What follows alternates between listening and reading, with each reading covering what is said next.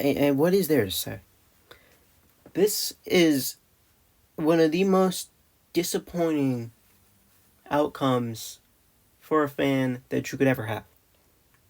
Now, all respect to the Commanders and Jaden Daniels. I really like them. I guess now that the Lions are out, I really would like if the Commanders with Jaden Daniels won the Super Bowl. I know it's unlikely considering Daniels is a rookie QB and all, stuff like that. But I would really like to see the Commanders win the Super Bowl. But I know, and also I know the Lions fans have been getting a little bit insufferable, but you got to feel bad for these guys. I mean, they come off last year and go to the NFC Championship game, almost go to the Super Bowl for the first time in franchise history. And they end up just short. They come in this year. One of the best teams in the league we've ever seen. Great offense, great defense. And your defense gets banged up, right? But the fact that you can't even win against the 6th seed to go to the NFC Championship game is absolutely disappointing after going 15-2. And I was concerned about this Lions defense too. I was really concerned about it. I personally saw that the Lions absolutely locked up the Vikings. Their defense played amazing against the Lions, and I was fooled. I mean, the defense played amazing against the Vikings. I'm sorry. But I was completely fooled. I wasn't going to have the Lions make the Super Bowl. I wasn't going to have the Lions win the Super Bowl. But when I saw that Detroit defense play really, really good against a nice offense, I mean, it's just disappointing. This was your best year. Your best year to win a Super Bowl. And it's all gone. It's all blown away. It's all blown away in one game. You played one game and lost. Offensive coordinator is going to be gone, most likely. Defensive coordinator is going to be gone, most likely. What are you going to do now? It's just so disappointing, man. Lions, with all this hype, everything... Well, I'm going to say everyone on their side, but everything going right for them. Playing like one of the best teams we've ever seen. Maybe even a team that could actually beat the Chiefs. And you can't even win one playoff game against the 6th seed. And, of course, here's why. 5 turnovers. You can't have that. 3 interceptions from Goff. You can't have that in the playoffs. And then, don't even get me started. This dude, I don't know if it's Ben Johnson. This dude, Ben Johnson, with 10 minutes left in the 4th quarter. Now, it's the 4th quarter. Might be near the end of the 3rd quarter. Might be the start of the 4th quarter. This dude, Ben Johnson and Dan Campbell, run a triple pitch. Goff throws it to someone. He throws it back to Jason. Let me show you. This dude does like a triple pitch.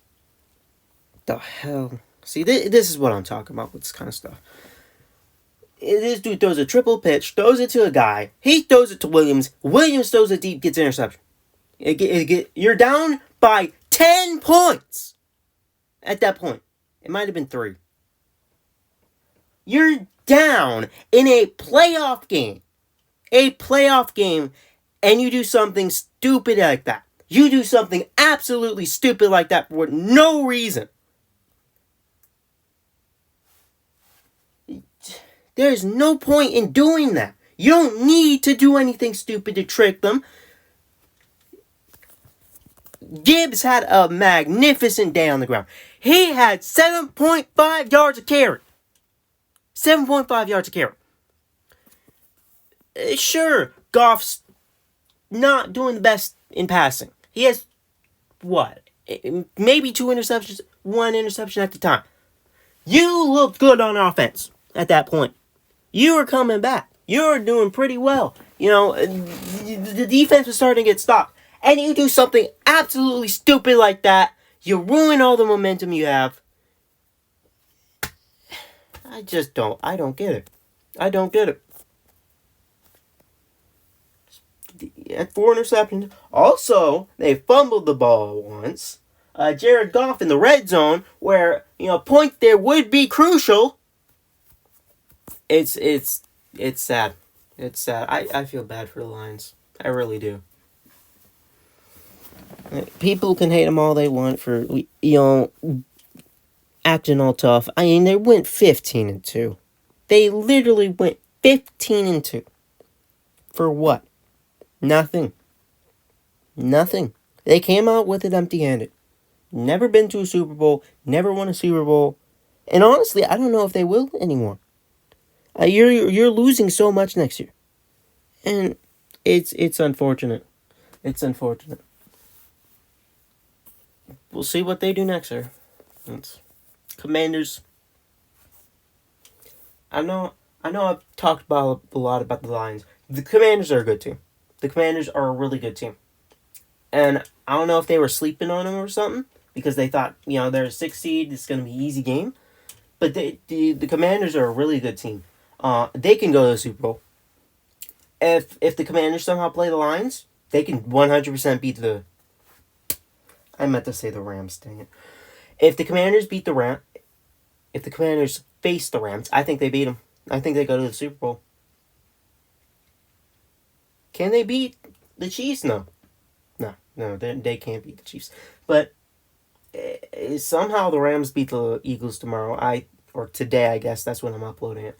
I think the Commanders can go to the Super Bowl. I'm dead honest. And, I didn't say this in my prediction, but I did say they could be a sleeper team. And the fact that they made it this far with a rookie quarterback is amazing. Jaden Daniels is next up. We all was talking about C.J. Stroud. Jaden Daniels is next up, man.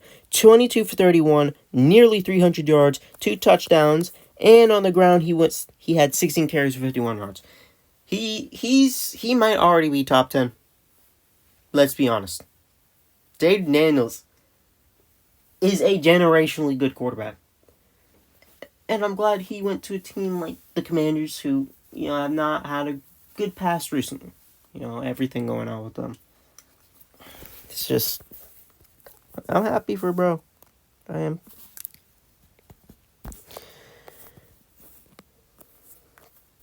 Robinson, 15 for 77, and 2 touchdowns, so good day on the ground for him as well.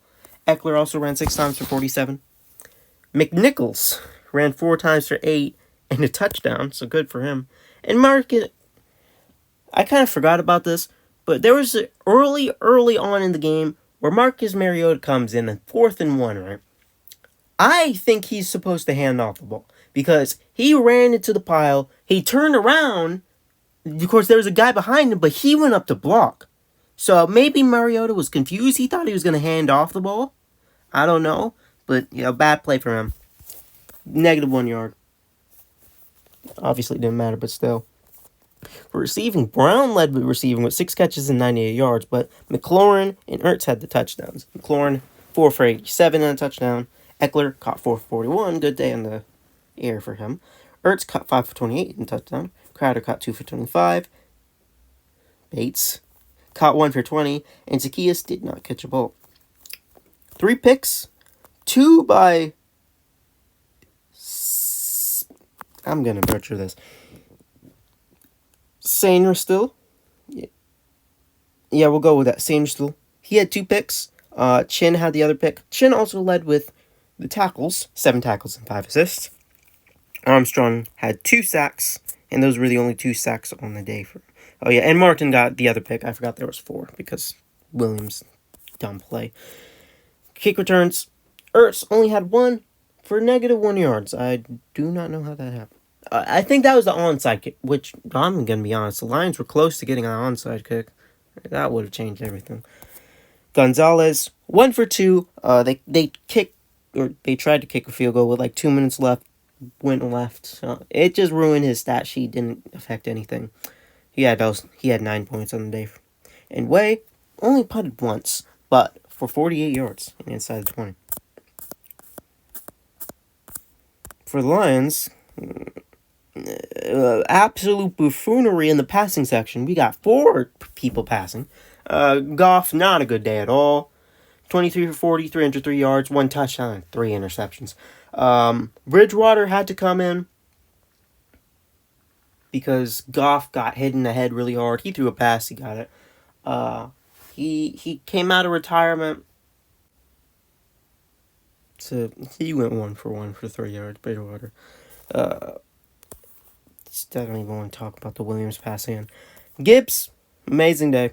2 touchdowns, 14 carries, 105 yards. He doesn't deserve this, so sad for him. Williams, 1 for 61. Amazing run from him when Bridgewater was in.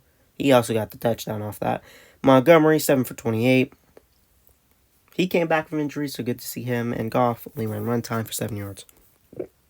Receiving, Brown caught the most balls. You'd expect that.